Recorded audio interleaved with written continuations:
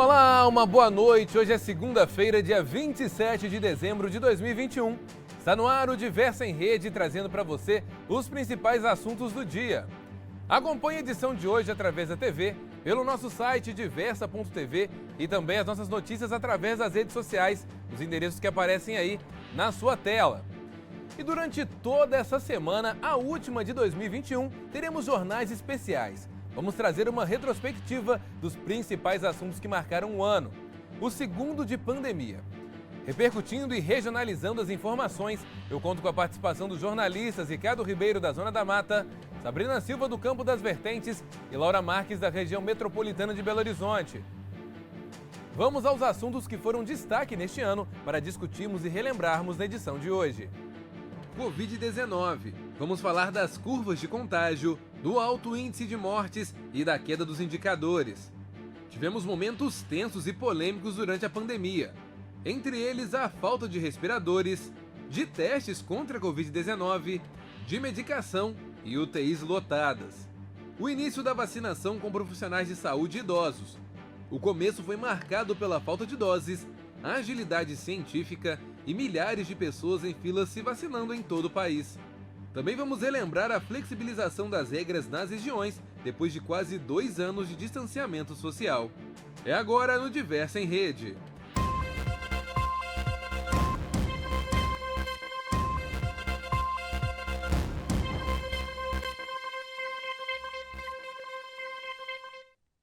Tivemos um ano cheio de oscilações nos números. Foram momentos muito difíceis onde as curvas insistiam em subir, UTIs e enfermarias lotadas, profissionais de saúde sobrecarregados. Foram muitas vidas perdidas e outras tantas recuperadas depois de uma longa batalha. Do início da vacinação, que foi polêmico, marcado por longas filas, aos avanços por faixas etárias, à medida que novas vacinas chegaram e foram aplicadas, vivenciamos muitos momentos de tensões. Mas chegamos ao fim de 2021 e, apesar das ameaças de novas variantes e dos questionamentos da eficácia da vacina sobre elas, a queda dos números de casos diagnosticados, nos agravamentos e também nas mortes se tornou realidade. Os resultados da vacinação contra a Covid-19 continuam provando que o Brasil vivencia a maior campanha da sua história. Para entender melhor, lá no dia 1º de janeiro de 2021, foram registrados 24.605 casos. No dia 7 de janeiro, foram mais de 87 mil casos. A vacinação ainda não tinha começado no país. A primeira pessoa vacinada foi a enfermeira Mônica Calazans, de 54 anos, lá em 17 de janeiro, em um domingo. Ela recebeu a vacina Coronavac desenvolvida pelo Instituto Butantan, no Hospital das Clínicas de São Paulo. De lá para cá, mais de 134 milhões de pessoas já tomaram a vacina.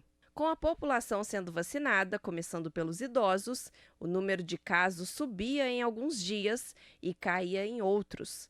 No dia 25 de março, foram registrados mais de 100 mil casos de Covid no país. No mês de abril, teve uma leve queda. Afinal, cerca de 31 milhões de pessoas tomaram a primeira dose e metade disso, a segunda, num total de mais de 47 milhões de doses aplicadas. A partir do mês de julho, o número de casos começou a cair. Foi quando o Sistema Único de Saúde, o SUS, já havia aplicado mais de 100 milhões de doses em mais de 74 milhões de brasileiros. A vacinação foi avançando ao longo dos meses. Em novembro, tivemos 30 dias seguidos com uma média abaixo de 300 mortes por dia. Foram mais de 22 milhões de casos confirmados desde o início da pandemia. Apesar das variantes do coronavírus e do medo de novas ondas, o avanço da vacinação trouxe segurança para as pessoas, que aos poucos vão ganhando confiança para retomarem as atividades antigas e recomeçar. Os números não mentem, a gente tem visto aí dia após dia, né? O número de mortes caindo, o número de transmissões também, que hoje em dia está muito baixo em todo o país, a gente espera que abaixe ainda mais. E para falar mais sobre esse assunto, eu quero chamar agora os jornalistas Laura Marques, Ricardo Ribeiro e Sabrina Silva. Nossos correspondentes já estão aqui, uma boa noite para vocês. Olha, Laura, foi um ano difícil. Eu lembro que quando eu vi a enfermeira Mônica tomando a primeira dose, eu fiquei muito emocionado de ver aquela cena, né? Uma cena que trouxe esperanças, trouxe aí um futuro muito incerto, mas ao mesmo tempo com um pouquinho ali de luz no fim do túnel, né? Eu queria saber como é que foi aí na Grande BH durante todo esse período. Conta pra gente, Laura. Uma boa noite pra você. Boa noite, Elias. Boa noite para todo mundo que está nos assistindo, aos colegas Sabrina e Ricardo também. Pois é, esse ano de 2021, eu não sei o que os telespectadores sentiram, mas pelo menos para mim teve uma sensação assim de continuidade de tudo que estava acontecendo ainda em 2020, como se a gente ainda tivesse preso naquele ano, né? Mas a vacinação parece que deu uma certa quebra nisso, modificou mesmo realmente a realidade que a gente estava vivendo aqui em Belo Horizonte, como em outras partes do país e do mundo. O avanço da vacinação é que possibilitou que a gente retornasse um pouquinho a alguma coisa parecida com a normalidade pré-pandemia, né? Claro que várias regras de distanciamento, de proteção contra a Covid precisaram ser mantidas ao longo desse ano, mas sim com um relaxamento, o comércio podendo voltar a funcionar, vários setores da economia voltando a funcionar, que há muito tempo não acontecia até o momento em que o coronavírus tinha chegado, né? E aqui em Belo Horizonte, com relação a principalmente a mortalidade provocada pela Covid, que é de fato o grande problema, é a grande questão, né? Essa doença foi absolutamente avassaladora para a nossa sociedade, matou muita gente. E aqui em Belo Horizonte, a gente teve dados do município que indicam que a forma como a prefeitura lidou com tudo isso foi relativamente melhor do que em outras localidades pelo país, viu, Elias? Existe um estudo que foi divulgado ao longo desse ano, no finalzinho do ano, da Imperial College de Londres, que identificou que se 14 capitais brasileiras tivessem tido a mesma conduta que a Prefeitura de Belo Horizonte no combate ao coronavírus, nós teríamos aproximadamente 328 mil mortes a menos do que de fato aconteceram por conta da Covid-19. Então parece que a Prefeitura de Belo Horizonte, o município, teve uma conduta que foi considerada pelos especialistas de fato como algo positivo, minimamente conseguiu reduzir os danos melhor do que outras cidades país afora. Aqui na cidade a gente teve muitas mortes, sim, é necessário pontuar isso, lembrar disso. Foram mais de 7 mil pessoas que perderam a vida infectadas pelo coronavírus, mais de 300 mil pessoas que foram infectadas pela doença, isso sem contar com as mortes, né? Então, de fato, o coronavírus foi devastador ainda em 2021 para Belo Horizonte. A vacinação avançou muito, pôde fazer com que o número de mortes fosse reduzido, pôde fazer com que os hospitais não ficassem mais tão lotados, né? O sistema de saúde conseguiu respirar.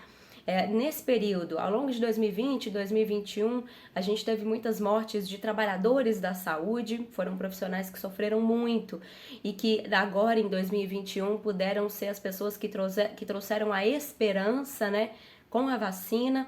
Então, Belo Horizonte teve esse resultado de ser considerada uma cidade que teve uma conduta positiva no combate à Covid, no combate à pandemia, mas isso não impediu, claro, que muitas mortes acontecessem aqui na nossa cidade. Elias. Infelizmente, Laura, e de fato a sensação que nós tivemos é que esse ano foi, pelo menos até o meio do ano, né, muito conturbado de mortes, muitos conhecidos, amigos, né, familiares se foram neste período. A gente sabe que foi um momento crítico, tenso, e eu falo também que por eles, né, essa vacinação precisa acontecer. Infelizmente, muitos não estão aqui entre nós, mas ter esse cuidado, esse carinho, esse amor com a vacinação e também com o próximo faz parte da herança de muitos que se foram. E Ricardo, eu lembro que quando a gente falava na época sobre a vacinação, muito se dizia o seguinte, antes mesmo dela começar, né? Olha, pandemia tá aí, chegou um vírus, eu acho que nós podemos chegar aí, vários especialistas disseram, a 1 milhão de mortos no Brasil se nada for feito. Eu lembro que muitas pessoas debocharam, inclusive o próprio presidente da República, né? Várias autoridades duvidaram disso e agora já passamos de 600 mil mortes. Ou seja, se não tivesse realmente tido o distanciamento social, a vacinação não tivesse começado, já acontecido em várias cidades, a situação poderia ser realmente um pouco complicada em vários sentidos. Eu queria saber também como é que foi isso aí na Zona da Mata, como é que foi esse período de início de vacinação. Conta pra gente.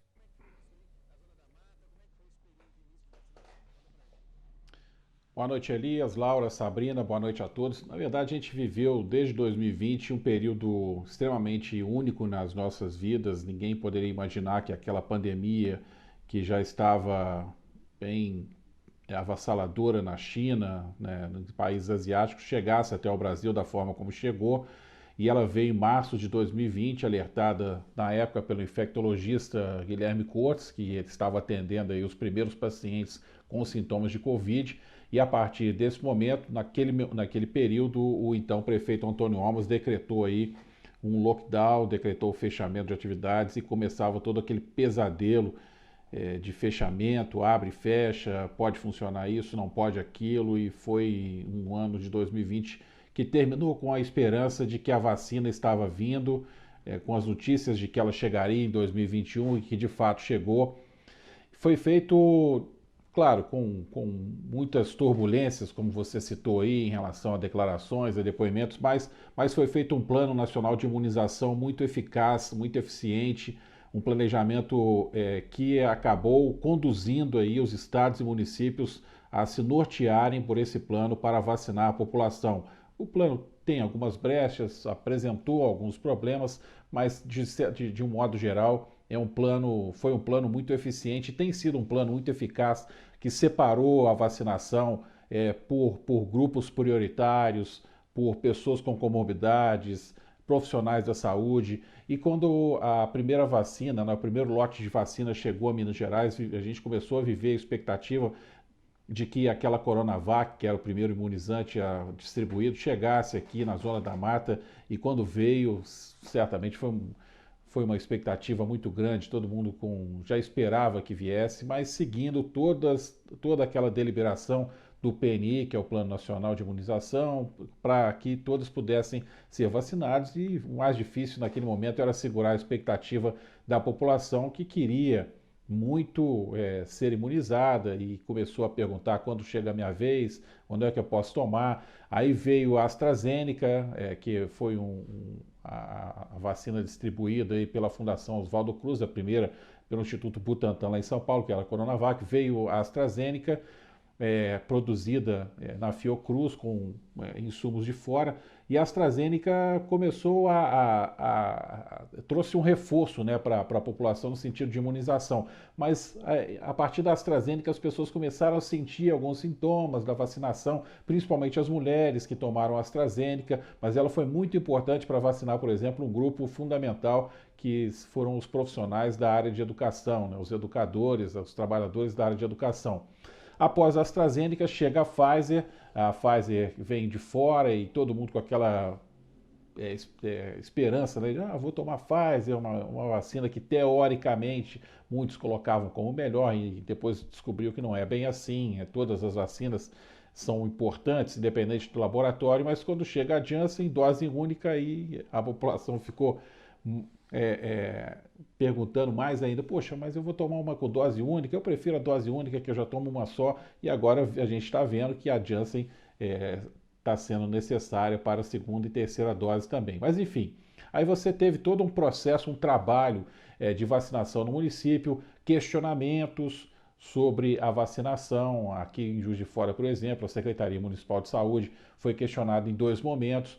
Primeiro, no que diz respeito à vacinação das pessoas, os profissionais de saúde, há relatos de pessoas que não deveriam tomar naquele momento e acabaram sendo imunizadas, um processo que envolveu o Ministério Público e outras autoridades. E o segundo momento foi em relação à perda de vacinas, e isso de fato aconteceu. É esperado sempre uma perda técnica das vacinas, mas aqui em Juiz de Fora ela foi além do que estava previsto, e aquele turbilhão, né, já que a vacina naquele momento não era numa quantidade enorme, causou preocupação na população. Poxa, a gente precisando de vacina, as vacinas se perdendo, mas depois toda a situação foi contornada junto à Prefeitura e ao Estado para que as vacinas pudessem voltar a ser regularizadas no sentido de distribuição, e a gente chega nesse momento aí já esperando a terceira dose e esperando, né, como será 2022 em relação à continuidade da imunização também.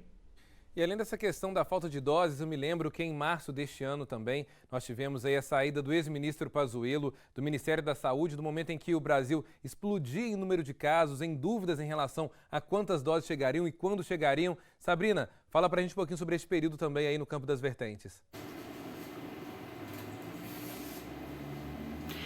Boa noite, Elias. Boa noite, Ricardo, Laura, para todos que acompanham.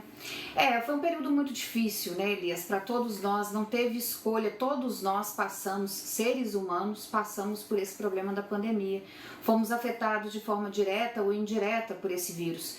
E se trouxermos aqui um balanço, que inclusive existe pela Universidade Federal de São João del Rei, junto com o Instituto Federal Campus Barbacena, nós temos aqui uma realidade que, se a gente parar para pensar, Elias, nós tivemos assim um boom da pandemia no ano de 2021, no momento em que a gente achou que o problema seria resolvido.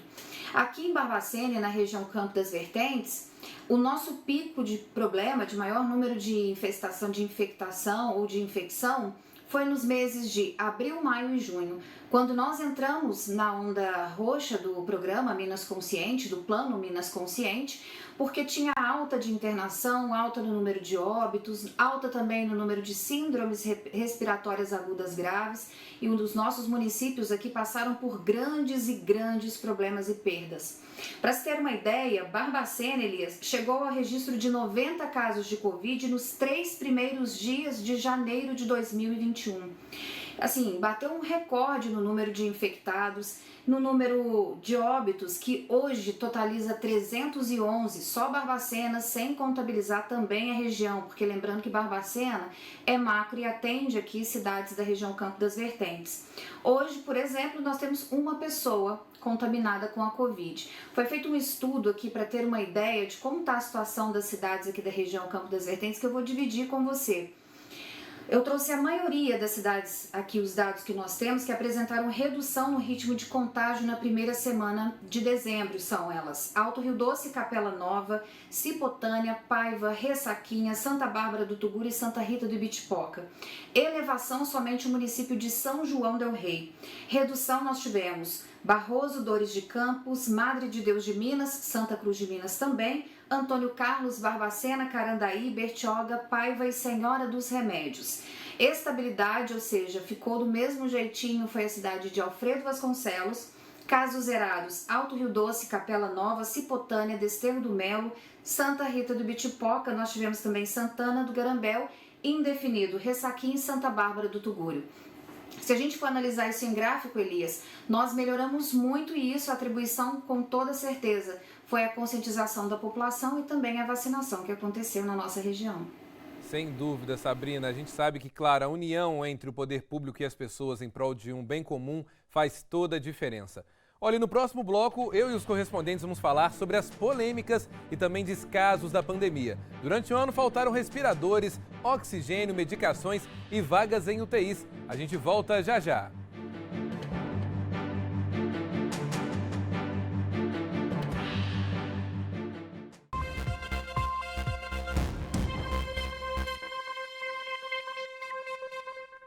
Já estamos de volta. 2021 também foi um ano marcado por polêmicas. Da falta de vacinas ao colapso no sistema de saúde de alguns estados. Nos assustamos com a falta de oxigênio e de insumos essenciais para trazer conforto e tratar casos graves de Covid-19. Também faltaram vagas em UTIs, enfermarias e profissionais especializados. Profissionais que estavam esgotados, trabalhando dia e noite há quase 2 anos diante do caos. Vamos relembrar. Após rejeitar ofertas da Pfizer e dizer que não compraria a vacina do Butantan, a Coronavac, o presidente Jair Bolsonaro viu seu opositor João Dória inaugurar a vacinação em solo nacional no dia 17 de janeiro deste ano. A enfermeira Mônica Calazans foi a primeira brasileira imunizada no país. Dias depois, o Brasil e o mundo assistiram perplexos às cenas em Manaus, de parentes de pacientes internados com Covid desesperados, à procura de oxigênio. A situação se repetia em outras cidades pelo país. No mesmo período, a imprensa já noticiava a perda de milhões de insumos e testes de Covid-19 pelo governo federal.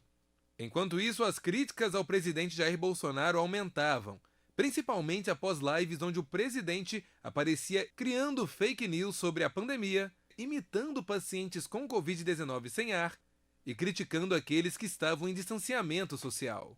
Quando você tiver falta de ar, você vai para o hospital. Em abril, a Câmara dos Deputados iniciou os trabalhos da comissão da CPI da pandemia. Durante os depoimentos, empresários, políticos, cientistas e apoiadores do governo relataram ao país os bastidores do enfrentamento à Covid-19 no Brasil. No final, a comissão solicitou o indiciamento de 80 pessoas, incluindo o presidente Jair Bolsonaro, por crimes comuns, crimes de responsabilidade e crimes contra a humanidade. Olha, não é fácil, foi um ano realmente muito complexo, até mesmo nesse sentido, né? De olhar o outro com um olhar de dignidade, com um olhar humano. E para falar sobre esse assunto, eu quero mais uma vez chamar os nossos correspondentes. Ô Ricardo, a gente viu na reportagem que foram vários erros, várias polêmicas, né, no entorno da vacinação. Na Zona da Mata, qual foi o maior problema enfrentado ao longo do ano quando o assunto é a pandemia?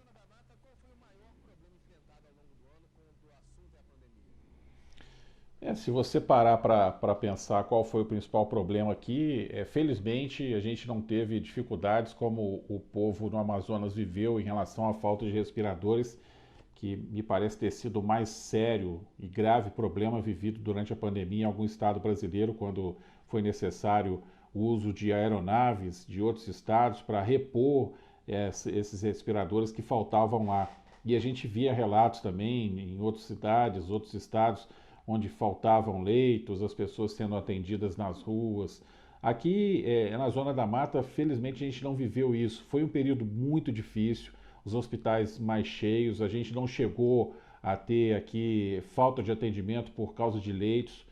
No caso específico de Covid, foram abertos aqui um número de leitos suficientes para atender a população naquele momento. E olha que Juiz de Fora recebeu pacientes de fora também, de outras cidades.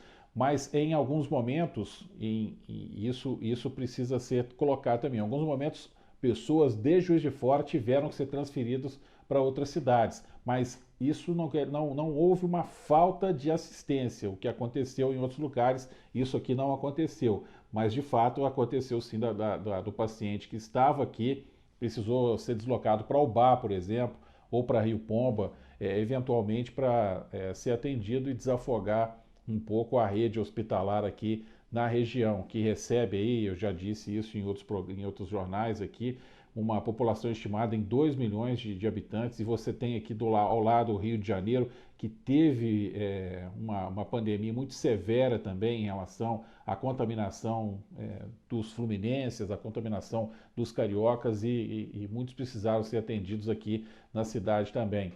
Mas foi, do ponto de vista de equipamentos, o governo supriu e teve um diálogo muito importante entre a Secretaria de Estado e a Secretaria Municipal de Saúde, e no meio disso tudo a Superintendência Regional de Saúde. E esse diálogo foi fundamental. Nesse momento, esqueceu-se a questão política, partidária, e o pensamento era só a população. Isso foi fundamental para que ninguém ficasse sem assistência e tivesse aí o cuidado necessário para tentar minimizar os impactos da pandemia. Em algum momento falava-se até em relação à superlotação de cemitérios, a dificuldade com velórios, com enterros. Isso não chegou a acontecer. Houve sim um aumento, mas não chegou a inviabilizar a cerimônia religiosa, que estava sendo restrita, e muito restrita até para os familiares por conta do procedimento e do protocolo sanitário. Mas eu acho que no auge do furacão que foi a pandemia aqui na Zona da Mata, entre trancos e barrancos, né, acho que a população conseguiu aí passar por todas essas dificuldades sem viver aí um terror que muitos estavam temendo diante do que a gente estava acompanhando pelo noticiário nacional e até internacional. Pois é, Ricardo, eu lembro que uma das questões que me chamou muita atenção foi quando a Prefeitura também de Juiz de Fora decretou o lockdown, né? Foi um momento muito difícil, onde os leitos de UTIs realmente estavam absurdamente cheios. Como você bem disse agora, houve a transferência de muitos pacientes, né, para hospitais da região. E era impressionante, né, como é que as pessoas estavam dentro de casa, num período em um ano que a gente achou que as coisas fossem acontecer de uma maneira mais tranquila, a polícia, né, fazendo seu trabalho de vigilância também, orientando as pessoas em relação a isso, decisões que tiveram muitos protestos contrários, afinal de contas, nós estamos numa democracia e o respeito tem que prevalecer a todos os lados, né, mas em um período muito difícil, onde não haveria vaga para muitas pessoas que precisassem ficar internadas. Sabrina, aí no Campo das Vertentes, qual é que foi o momento mais tenso aí durante esse ano? Nós tivemos momentos muito difíceis aqui na nossa região e em abril a gente evidencia isso, porque aqui nós temos 3 hospitais até então com atendimento para Covid, sendo que um porta de entrada é o Imaípe, que atende cidades da região. Em abril, de abril para cá, nos hospitais, principalmente o Ibiapaba, ele teve que encerrar suas atividades, atendimentos e cirurgias relacionadas à Covid por conta dos insumos. Faltava remédio para sedação, analgesia, neuromuscular. Por isso que todos os procedimentos eles tiveram que ser encerrados. Então fechou as portas para atendimento Covid, ficando urgência e emergência oncológica e cardíaca. E com isso, 100% dos leitos foram ocupados. Isso tensionou muito o atendimento da saúde, sobrecarregou os profissionais da saúde e a população de uma forma apreensiva. Recebia atendimento, tinha dificuldade para fazer exames, tinha dificuldade para chegar no hospital contaminado, porque o serviço de atendimento móvel não pegava, corpo de bombeiros não conseguia, porque tinha que fazer a asepsia muito rápida das viaturas. Então nós sofremos aqui um momento de muita apreensão em relação a isso tudo. Tivemos momento também quando a Escola Preparatória de Cadetes do Ar, dos seus 500 alunos, 204 foram contaminados com a Covid. O Ministério Público entrou no meio para poder tentar intervir e fazer com que os pais tomassem as rédeas da situação. Foi um caso muito complicado aqui na cidade. Foi também motivo de tensão a polêmica envolvendo um senhor que morreu num hospital da cidade. E a funerária se recusou a pegar o corpo desse senhor para fazer as honras para entregar para a família e o sepultamento. Se hoje nós temos 2 horas para fazer aproximada de cerimônia, naquela época ficar 5 horas à disposição esperando ser resgatado o corpo é realmente um motivo de repensar nos atendimentos. E foi isso que nos deixou mais apreensivos em relação à Covid. Vários acontecimentos nós tivemos aqui no decorrer do ano de 2021, porém os mais relativos, os que mais mexeram com todos nós, sem dúvida nenhuma, foi o número de contaminados e os leitos que estavam super ocupados e as pessoas não sabiam a quem recorrer e como pedir. Até os profissionais da saúde ficaram sobrecarregados e não sabiam de fato a quem e como recorrer. Elias. Pois é, momentos difíceis, Sabrina, e que a gente espera, né, que no próximo ano sejam apenas fatos históricos, né? Afinal de contas, é um momento histórico que nós estamos vivendo durante uma pandemia e é difícil passar por momentos históricos, né, Laura? Por isso queria saber também como é que foi aí em BH durante esse ano, no início ali. Eu lembro que teve um fato que aconteceu na região, que foi uma polêmica entre o Calil e também o governo do estado, da falta de repasses que o governo, né, o Calil dizia que não tinha recebido, o governo falava que tinha. Quais foram os momentos mais tensos aí durante esse período na região? A pandemia, sem dúvida, foi um motivo de brigas políticas aqui em Minas Gerais, sim, Elias. E teve vários momentos em que a Prefeitura de Belo Horizonte acusou, por exemplo, o governo do estado de não enviar o número de doses suficiente para seguir algum estágio da vacinação. Teve momentos em que a Prefeitura questionou a ausência de repasses de recursos e o governo do estado garantia que estava, sim, enviando toda essa verba. E, claro, a gente precisa lembrar que o prefeito Alexandre Calil e o governador Romeu Zema, há grandes chances de que eles vão disputar o governo do estado no ano que vem. Então, de fato, a pandemia foi usada, também foi tema de muitos embates entre os dois. Então, de fato, quando a gente observa esses conflitos, é necessário levar isso em consideração, sim, Elias. E já que a gente está falando de assistência em saúde, né, da questão dos hospitais, falta de respiradores e tudo mais, Como o Ricardo falou, outras partes do país, como no Amazonas, teve aquele grande problema de faltar respiradores, teve gente até que morreu por conta da ausência desses aparelhos. Aqui em Belo Horizonte, na região metropolitana, a gente não teve relatos nesse sentido. E aí eu quero lembrar que BH é um centro de referência em saúde para todo o estado. Então, quando falta leito hospitalar em outras localidades, há grandes chances de que esses pacientes sejam encaminhados aqui para Belo Horizonte. Mas houve um período da pandemia que foi ali no final de março, do meio para o final de março mais ou menos, os índices de contaminação, de transmissão da Covid estavam altíssimos e o volume de pessoas precisando de internação era enorme. Naquela época, o índice de ocupação das UTIs, para a gente ter uma ideia, chegou a mais de 105%, aproximadamente 109%, acho que foi o nível máximo ali nesse período de março. Mas o que isso significa na prática? Tinha gente na fila e, além disso, espaços dos hospitais que não eram utilizados para internação passaram a ter esse uso. Eu lembro de conversar com médicos naquela época em que eles diziam, olha, a gente está utilizando blocos cirúrgicos que seriam usados somente para esses procedimentos, agora para manter pacientes internados, porque não tinha espaço suficiente dentro dos hospitais para manter essas pessoas. Então foram feitos arranjos meio que improvisados dentro das unidades de saúde para dar conta de toda essa demanda que chegou naquela época no mês de março. Depois, em abril, a coisa foi arrefecendo um pouco, até a gente chegar agora ao final do ano, quando os índices de ocupação dos hospitais já estão muito mais baixos. Quando a gente vai dar uma olhada nos boletins que a prefeitura emitia lá naquela época, em março, Elias, era absolutamente assustador. Todos os gráficos em vermelho, mais de 100% de ocupação, índices de transmissão da Covid altíssimos. E agora a gente já consegue respirar um pouquinho mais aliviado. Eu quero lembrar um episódio, inclusive, envolvendo a rede assistencial que causou muita polêmica, que foi o seguinte: lá em meados de abril, o governo do estado anunciou a criação de um hospital de campanha aqui em Belo Horizonte, dentro do Expo Minas, que é um espaço normalmente utilizado para eventos aqui na cidade. Um galpão gigante, para quem não conhece, fica na região da Gameleira aqui em Belo Horizonte. Esse espaço foi transformado num hospital de campanha. A Federação das Indústrias do Estado de Minas Gerais fez uma grande doação de aproximadamente 4 milhões de reais para comprar todos os equipamentos e transformar esse espaço num hospital de campanha. Todos esses aparelhos foram colocados lá, ficaram parados durante meses. O prefeito Alexandre Calil e as autoridades de saúde aqui da cidade sempre dizendo, olha, o melhor caminho é abrir novas vagas de leitos dentro das unidades de saúde que a gente já tem, porque a gente aproveita a logística que já existe nesses espaços. Então, o município de BH sempre foi contra a criação de um hospital de campanha. Eles sempre preferiram abrir os leitos em locais de espaços de saúde que já existiam, nos hospitais que já existiam aqui em Belo Horizonte.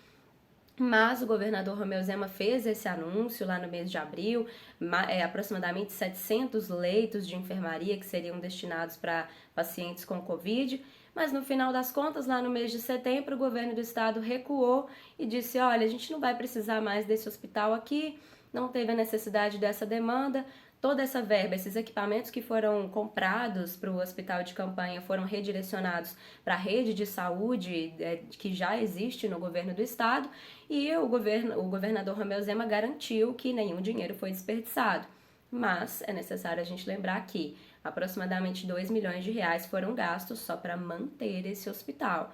Então parece que houve ali um certo erro de cálculo de gestão. Claro, a pandemia tem questões que são um pouco do imponderável, mas de fato ficou sendo dessa forma. Belo Horizonte não chegou a ter um hospital de campanha, mas abriu muitos leitos nesse período, aproximadamente, no total, aproximadamente a cidade tem cerca de 1.700 leitos de UTI, só para a gente ter uma ideia do tamanho dessa rede assistencial hoje aqui na capital. Elias.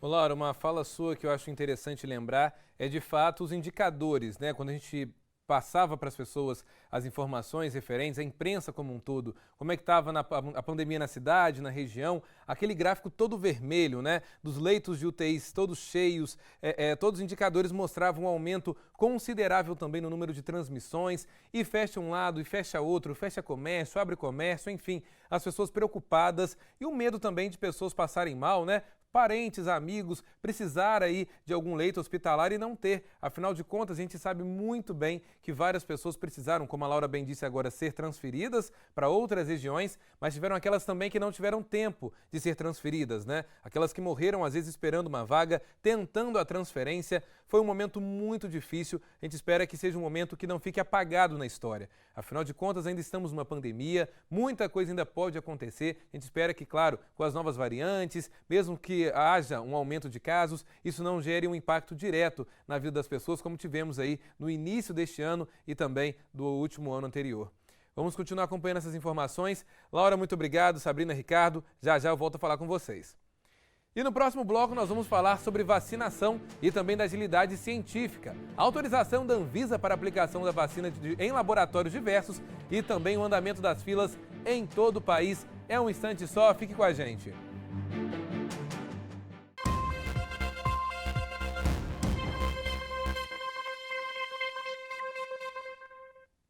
Nós começamos este bloco falando da autorização pela Anvisa para o uso emergencial no Brasil das duas primeiras vacinas, a AstraZeneca e a Coronavac. O início da aplicação aconteceu no dia 17 de janeiro, com a enfermeira Mônica Calazans em São Paulo, e ainda assim foram muitas dúvidas, incertezas e polêmicas. Um ano marcado por fura-filas, definição de grupos prioritários, demora na liberação de calendários, tumulto nos postos, expectativa pela chegada de novas doses e também liberação do uso de vacinas de outros fabricantes no Brasil.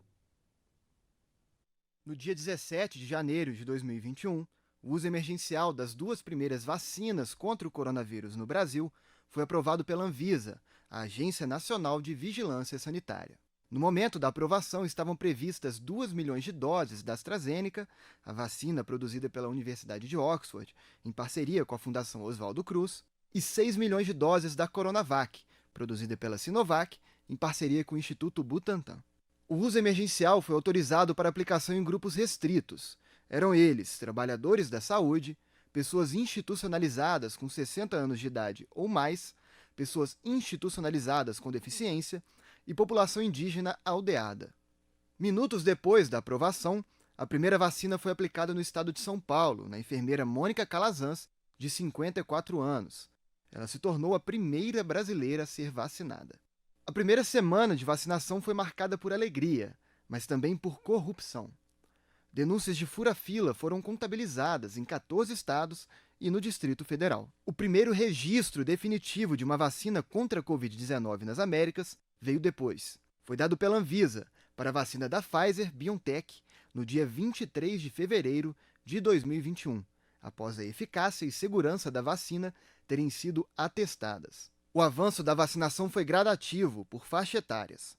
Gerou filas, dúvidas, prazos maiores que os indicados nas bulas para que mais pessoas recebessem as doses. Mas a vacinação avançou em todo o país.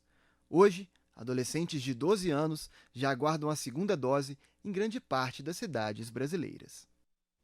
Avançou, a gente espera que continue avançando ainda mais, por isso eu queria conversar agora com a Sabrina sobre este assunto. Sabrina, até chegarmos aí na terceira dose, muita coisa aconteceu, né? Queria que você contasse pra gente como é que foi aí esse início de vacinação também e como é que ela desandou aí também, como ela andou, na verdade, na região do Campo das Vertentes.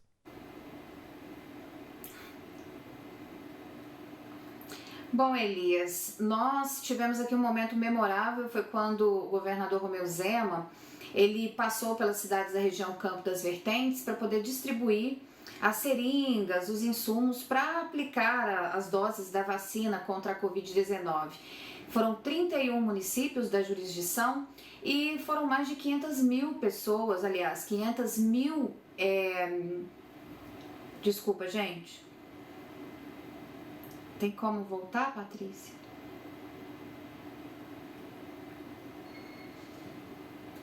Tá. 31 municípios. Tá. e foram 31 municípios de sua jurisdição atendendo 500 mil pessoas. Então foram um quantitativo muito grande de pessoas atendidas aqui na nossa região e uma esperança de que a vacina realmente fosse a nossa salvação durante aquele período, né, que nós passamos muito difíceis.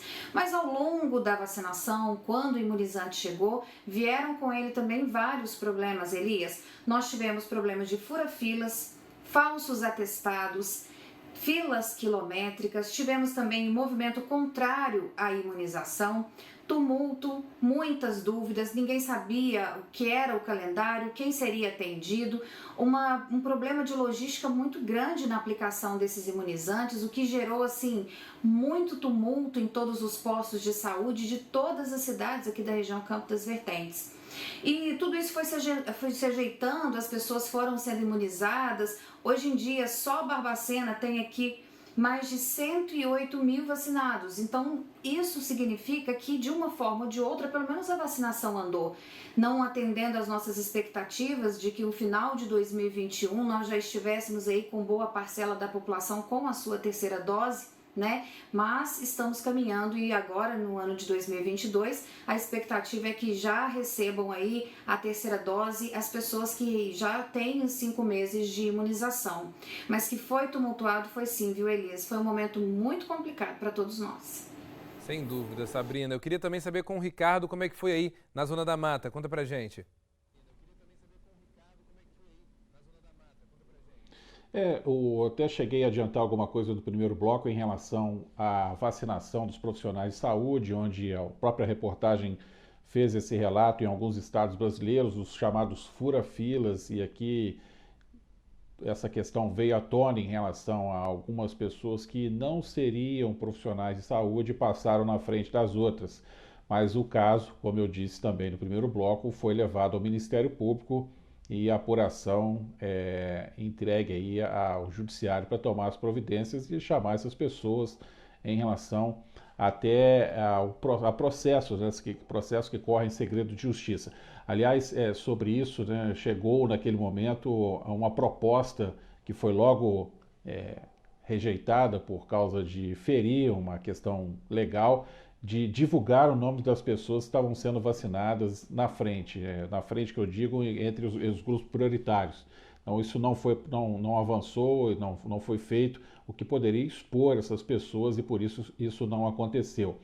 Agora, de fato, a grande dificuldade vivida aqui nesse período de vacinação aqui em Juiz de Fora foi no que diz respeito às filas formadas. E aí a maior crítica recebida pela Prefeitura foi a disposição dessa vacinação nos postos autorizados para imunizar as pessoas. A gente tem hoje aqui 64 UBS, Unidades Básicas de Saúde. A Prefeitura não utilizou todas as unidades, ela utilizou alguns locais, algumas estruturas que para tentar aí aumentar o fluxo de vacinação. Uma estrutura bastante utilizada foi o Esporte Clube Juiz de Fora, que atendeu aí um grande quantitativo de gente, o SESC e outras instituições que não estão diretamente ligadas aí a atendimento à saúde, mas deram um reforço nesse sentido. De qualquer maneira, a gente percebeu muitas pessoas se sentindo mal nas filas, muitas reclamações em relação ao planejamento dessa vacinação, que foi muito questionado. A Prefeitura se defende, dizendo que fez o possível para atender um quantitativo grande da população e, ao mesmo tempo, dizendo que o mais importante não era o tempo de espera, mas sim que as pessoas pudessem sair dali imunizadas. E, de fato, foi isso que aconteceu. Hoje a gente está chegando aí, ultrapassando já 80% da população de Juiz de Fora imunizada. O Ricardo também, que inclusive faz um belíssimo trabalho nas redes sociais, teve um papel fundamental, né, na divulgação desses dados, Ricardo. E eu faço questão de divulgar aqui também esse fato, porque eu lembro que todo mundo que tinha alguma dúvida sobre vacinação corria lá no Instagram do Ricardo Ribeiro para procurar informação, para saber como é que seria o andamento, principalmente aqui na cidade de Juiz de Fora. Isso fez total diferença, não somente para mim, mas eu acredito que para muitas pessoas da Zona da Mata também, que acompanham o seu trabalho aí pelas redes sociais. Agora, Laura, e na região metropolitana, também foi um começo difícil? Conta pra gente. Vacinação super conturbada ao longo do ano de 2021, Elias. Agora, pensar que a gente já está falando de terceira dose, de como é que vai ser daqui para frente, É necessário lembrar que não foi nada fácil chegar nesse momento.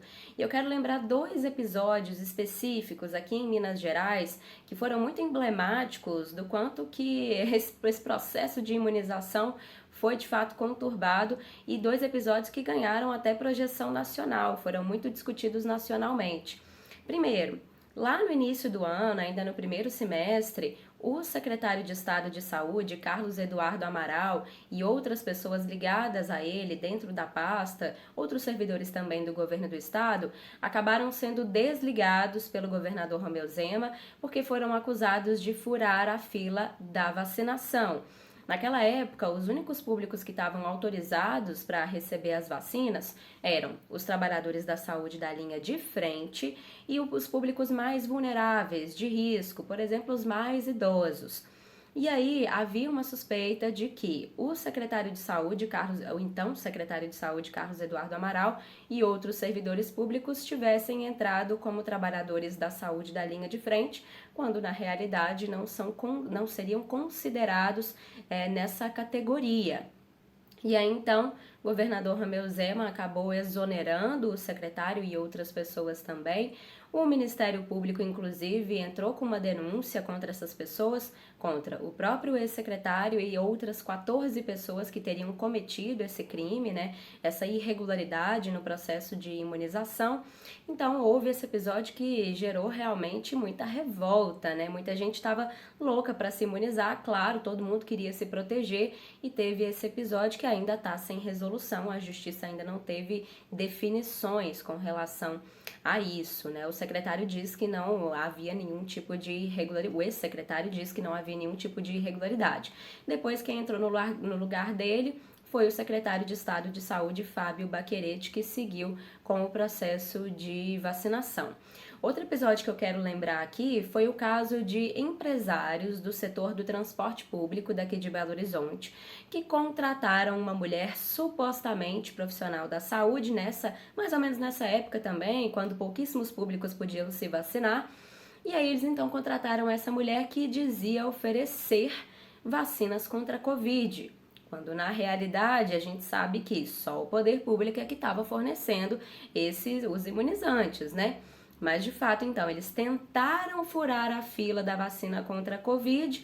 Essa mulher, que se dizia uma enfermeira, Cláudia Torres, ofereceu esses imunizantes, ela ia nas casas desses empresários, aplicou essas supostas vacinas num monte de gente, e aí no final das contas, a Polícia Federal identificou que ela estava enganando todas essas pessoas, cobrava aproximadamente R$600 para aplicar uma vacina que aparentemente era só soro fisiológico.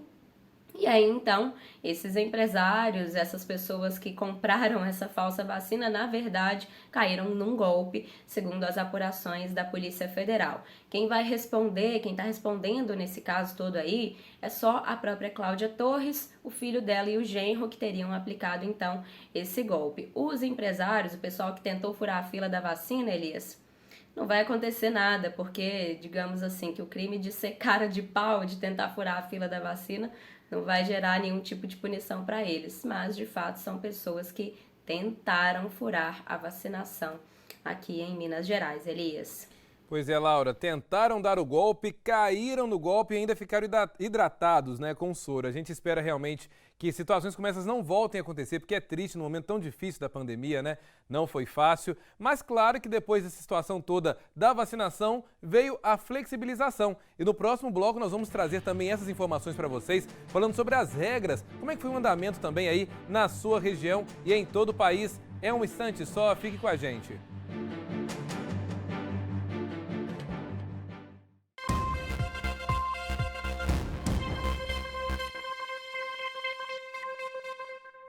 Já estamos de volta.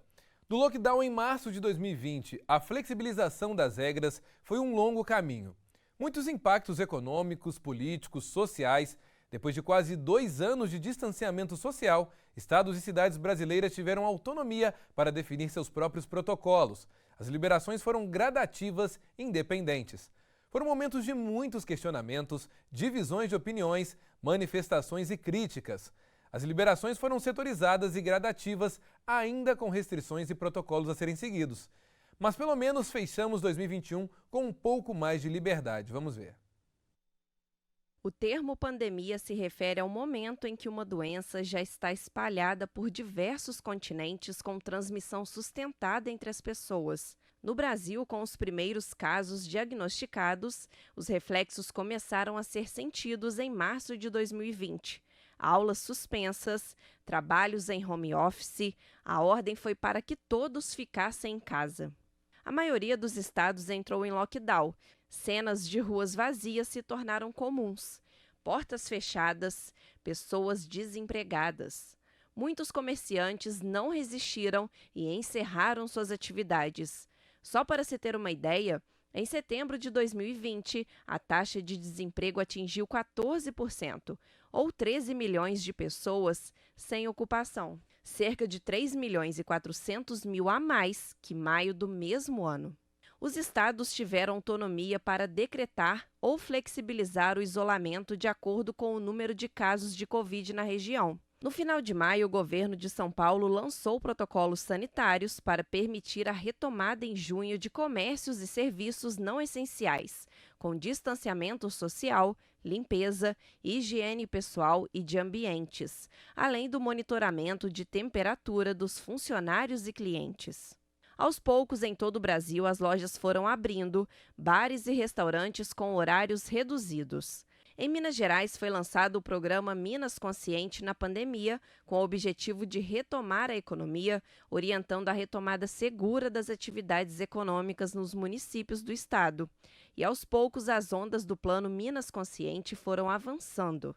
Em setembro, com a vacinação cada vez mais ágil, todas as macro-regiões já estavam na onda verde, chegando na fase mais flexível do plano. Pois é, eu queria conversar sobre esse assunto com a Laura. Ô Laura, eu lembro que quando a gente começou a falar sobre flexibilização, as pessoas ficaram muito felizes, né? Afinal de contas, antes falávamos apenas sobre fechar comércio, abrir comércio, como é que ia ficar. E quando começaram a ter essa disponibilidade de termos mais um pouco de liberdade, de conversar com as pessoas, foi uma felicidade para todo mundo, né? Como é que foram essas regras aí na região metropolitana da capital?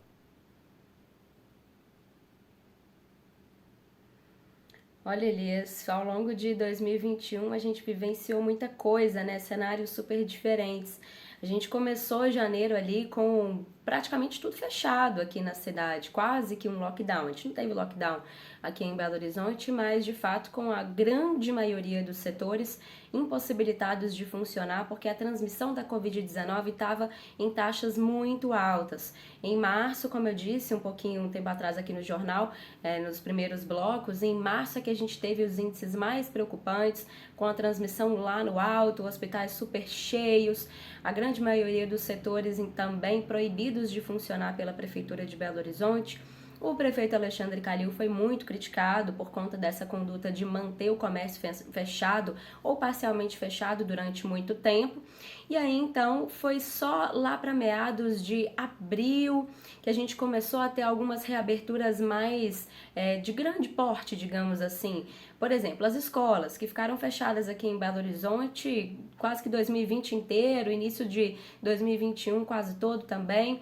E aí lá para abril começaram as reaberturas primeiro pelas escolas de educação infantil, porque havia estudos que indicavam que esse setor em específico das crianças menores, essas escolas, a transmissão da Covid seria um pouquinho mais baixa, então começou por aí essa reabertura, para depois vir para os primeiros anos da educação fundamental, anos finais, ensino médio, educação superior, só mais já para o final de 2021. Essa era uma reabertura muito aguardada aqui na cidade, em todo o país, né, Elias, para falar a verdade. Os pais ficaram muito tempo tendo que dar conta de ajudar os estudantes nesse período de ensino remoto, para as crianças menores, tendo que inventar tudo quanto é tipo de atividade para dar conta dessas restrições de circulação, né? Então, o ano de 2021 foi marcado principalmente por essa reabertura das escolas. Acredito que seria esse o ponto principal, Elias. Foi um grande alívio para muitas famílias e, claro, também para o setor da educação, que muitas escolas, muitas instituições de educação fecharam as portas aqui em Belo Horizonte, na região metropolitana, por conta de todos os impactos da pandemia.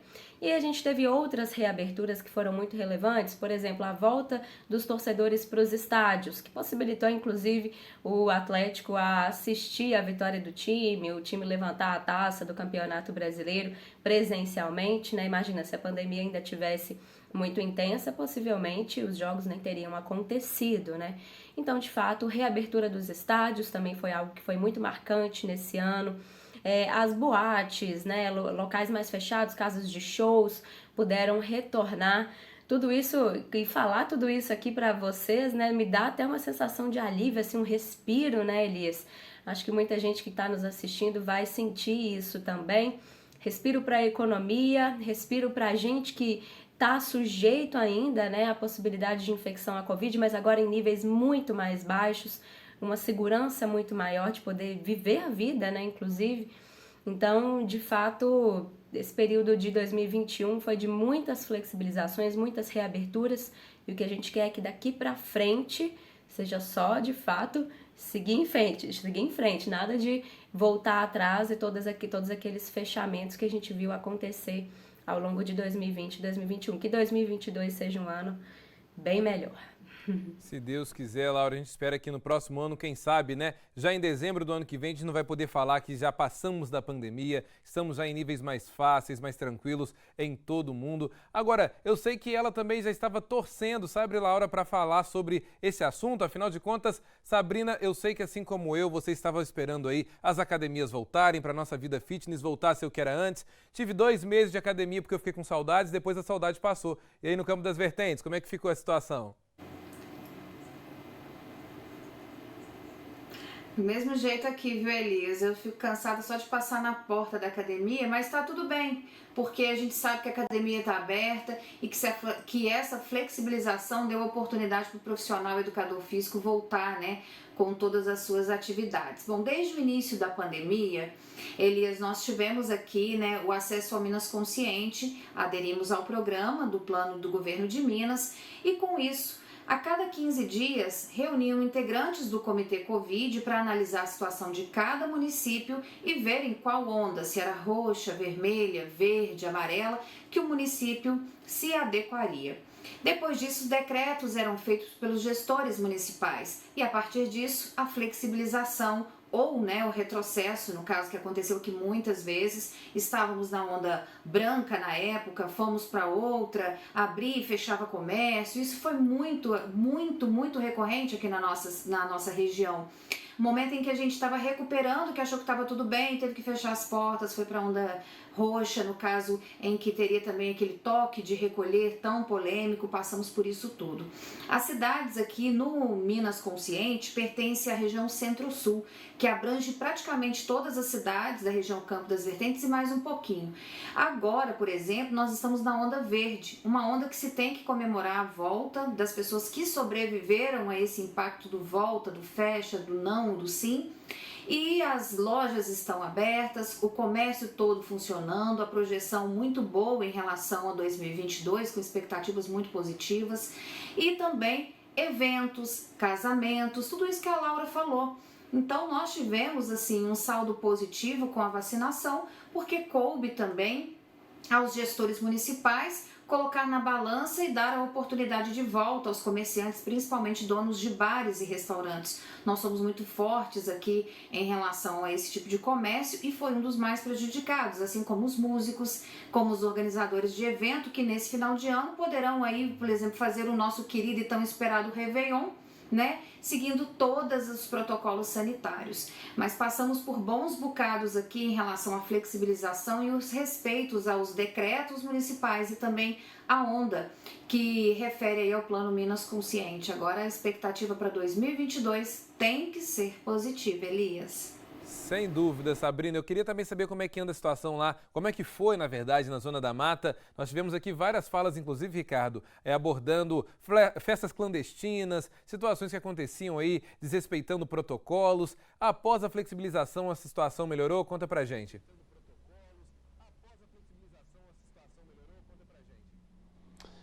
Eu quero inicialmente agradecer as palavras suas no bloco anterior em relação ao trabalho que a gente desenvolveu aí durante a pandemia, porque eu confesso que ano passado, ainda bem antes da vacinação, era desesperador você andar com o carro pela cidade, observar tudo fechado, uma sensação ruim, em plena segunda-feira à tarde, terça, quarta-feira, meio de semana, você vê comércio fechado, as pessoas sem trabalhar, todo mundo dentro de casa.